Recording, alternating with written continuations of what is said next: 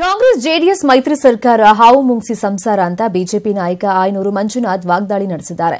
ಉಡುಪಿಯಲ್ಲಿ ಮಾತನಾಡಿದ ಮಂಜುನಾಥ್, ಸಚಿವ ಸಂಪುಟ ವಿಸ್ತರಣೆ ಗಜಗರ್ಭದ ತರ ಕಾಣ್ತಾ ಇದೆ ಅಂತ ಹೇಳಿದ್ರು. ಬಿಜೆಪಿಗೆ ಹೆದರಿ ಹಾವು ಮುಂಗ್ಸಿ ಒಟ್ಟಾಗ್ತಾ ಇದ್ದಾವೆ ಅಂತ ಟೀಕಿಸಿದ್ರು. ಹಾವು ಮುಂಗ್ಸಿಯ ಸಂಸಾರದೊಳಗೆ ಅದನ್ನು ಸರಿಪಡಿಸೋರು ಯಾರೂ ಇಲ್ಲ. ಬಿಜೆಪಿಗೆ ಹೆದರಿ ಹಾವು ಮುಂಗಸಿಗಳು ಒಟ್ಟಾಗಿದ್ದಾವೆ. ಸ್ವಲ್ಪ ಬಿಜೆಪಿಯ ಭಯ ಕಡಿಮೆ ಆಯಿತು ಅಂದ ಕ್ಷಣಕ್ಕೆ ಅವರಿಬ್ಬರು ಮತ್ತೊಮ್ಮೆ ಕಿತ್ತಾಡ್ತಾರೆ.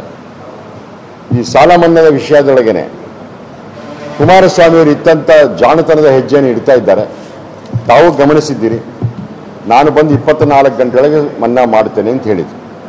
ಅದಾದ ಕೂಡಲೇ ಬೇರೆ ನಿಲುವನ್ನೇ ತೆಗೆದುಕೊಂಡ್ರು. ನನಗೆ ಬಹುಮತ ಸಿಕ್ಕಿಲ್ಲ, ಜನ ತಿರಸ್ಕಾರ ಮಾಡಿದ್ದಾರೆ ಅಂತೇಳಿ ಧರ್ಮಸ್ಥಳಕ್ಕೆ ಬಂದಾಗ ಕೂಡ ಹೇಳಿದರು. ಕುಮಾರಸ್ವಾಮಿಯವರ ಅಧಿಕಾರ ಸಿಕ್ಕ ಮೇಲೆ ಅವರು ಸ್ವಲ್ಪ ಒಂದು ಅಕ್ಷರ ಅವರ ಹೆಸರನ್ನ ತಿದ್ದುಪಡಿ ಮಾಡಲಿಲ್ಲ, ಹೊಸದಾಗಿ ಒಂದು ಅಕ್ಷರ ಸೇರ್ಪಡೆ ಮಾಡ್ಕೊಂಡಿದ್ದಾರೆ, ಉತ್ತರ ಕುಮಾರ ಅಂತ.